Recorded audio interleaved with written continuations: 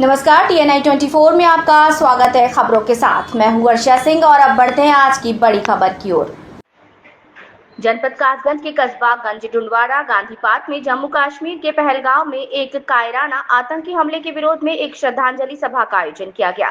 इस दर्दनाक हादसे में जान गंवाने वाले निर्दोष पर्यटकों को के लिए कैंडल जलाकर श्रद्धांजलि दी गई। मौजूद वक्ताओं ने शहीदों को भावभीनी श्रद्धांजलि दी और आतंकवाद के खिलाफ सख्त कार्यवाही की मांग की।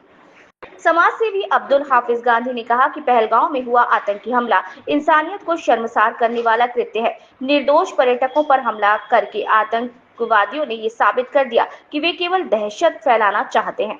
हम केंद्र सरकार से मांग करते हैं कि आतंकवाद के खिलाफ सख्त, निर्णायक और स्थायी कार्यवाही की जाए। साथ ही सुरक्षा एजेंसियों को मजबूत किया जाए ताकि इस तरह के हमलों की पुनरावृत्ति न हो। अन्य वक्ताओं ने अपने विचार व्यक्त किए। तारिक महमूद मंसूरी ने कहा कि हमारा दिल उन परिवारों के लिए दुखी है जिन्होंने अपने प्रियजनों को इस नृशंस हमले में खो दिया। अब समय आ गया है कि सरकार आतंकवाद पर शून्य सहिष्णुता की नीति अपनाए और सुरक्षा ढांचे को आधुनिक बनाए। सभा के अंत में सभी उपस्थित जनों ने 2 मिनट का मौन रखकर शहीदों को श्रद्धांजलि दी और आतंकवाद के खिलाफ एकजुटता की शपथ ली। इस श्रद्धांजलि सभा में पूर्व सभासद नूर मोहम्मद, सत्यप्रकाश राठौर, उदित विजयवर्गीय, प्रधान कमलेश शाक्य, शिवशंकर गुप्ता, अंशुमान सक्सेना, वसीम कुरैशी, पुष्पेंद्र कुशवाहा, मुन्ना लाल शाक्य, महमूद अब्बासी, सैयद कामरान, इमरान अंसारी, शकील अंसारी, गौरव गुप्ता, हाफिज इमरान, डॉक्टर संजीव शाक्य, जय सिंह, सूरज सिंह आदि ने पुष्प अर्पित कर श्रद्धांजलि दी। जो कश्मीर में हमला हुआ है, क्या कहना चाहिए? सबसे पहले तो मैं उस हमले में अपने जान गंवाने वाले सभी पर्यटकों की आत्मा की शांति की दुआएं करता हूं और जो चोटिल हैं, गंभीर रूप से घायल हो गए हैं, उनके स्वस्थ होने की कामना करता हूं। आज हम सभी लोग, हमारे पत्रकार बंधु, वरिष्ठ हमारे साथी लोग और समाज सेवी लोग यहाँ पर आए गांधी पार्क में। आके हम लोगों ने चर्चाएं भी की, उन हालातों को खुद समझने का भी प्रयास किया कि किस तरह से उनके कायराना हमला हुआ और उसमें एक बड़ी हम लोगों के त्रासदी कह सकते हैं, उसको क्षति भी हुई है। तकरीबन 26 हमारे पर्यटक जो गए हुए थे वहाँ घूमने के लिए, अपनी लाइफ को एंजॉय करने गए थे, कुछ प्रकृति के आनंद लेने गए थे, लेकिन उनको मौत के घाट उतार दिया गया। हम लोग यहाँ एकत्रित हुए, हमने उनको श्रद्धा सुमन अर्पित किए हैं, उनकी आत्मा की शांति के लिए। हमने यहाँ पे कैंडल भी जला के उनको श्रद्धा सुमन दिया है। और लास्ट में मैं ये कहना चाहूँगा, भारत सरकार को अब समय आ गया है, एक ऐसा कदम उठाना चाहिए कि जो आए दिन हम लोगों को इस तरह की ये श्रद्धांजलि देनी पड़ती है, इसकी नौबत ना आए। जैसा कि आप जानते हैं कि भारत सरकार पूर्व में भी कई बड़े कदम उठा चुकी है, लेकिन अब उससे बड़ा कदम उठाने का समय आ चुका है, क्योंकि हालात बद से बदतर होते चले जा रहे हैं।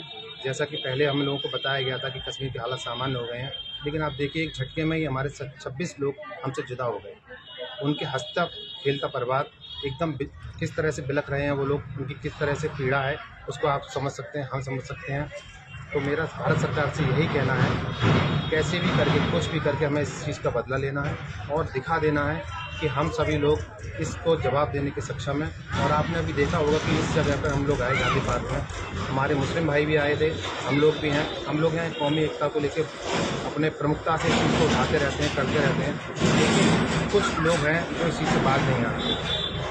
तो मेरा कहना यही है, हम लोगों को श्रद्धा सुमन के साथ अपनी वाणी को मैं विराम देता हूँ, लेकिन हमें इसकी कार्रवाई की मांग कर। पर्यटक गए थे घूमने के लिए, उनमें शहीद हुए हैं 26, क्या कहना है इसमें? सबसे पहले पहलगाम हमले में शहीद हुए लोगों के प्रति मैं श्रद्धांजलि अर्पित करता हूं और आज ये हमने श्रद्धांजलि सभा का कार्यक्रम रखा था ताकि हम उन लोगों को श्रद्धांजलि दे सकें। ये बहुत ही कायरतापूर्ण कार्य उन लोगों ने किया है, ये मानवता के दुश्मन हैं कहीं ना कहीं। इस तरह का जो कार्य है वो अति निंदनीय है। मानव जान लेना, अगर आप किसी की जान दे नहीं सकते तो आपको जान लेने का कोई भी हक नहीं है। हम भारत सरकार से कहेंगे कि उचित कार्रवाई होनी चाहिए और भारत सरकार को ठोस कदम उठाने चाहिए ताकि इस तरह की जो घटनाएं हैं वो दोबारा से ना हो। मैं यही कहूँगा कि भारतवर्ष में हम सब लोग मिलकर रहते हैं और जब इस तरह के कृत्य होते हैं तो कहीं ना कहीं ये हम सब लोगों को सोचने के लिए मजबूर करते हैं कि दुनिया में किस तरह के लोग हैं जो मानवता के विरोध में काम कर सकते हैं, जो किसी की नृशंस हत्या कर सकते हैं। मैं कहना चाहूँगा भारत सरकार से कि सच्ची श्रद्धांजलि तभी होगी जब भारत सरकार सख्त से सख्त कदम उठाएगी और इस घटना का बदला लेगी।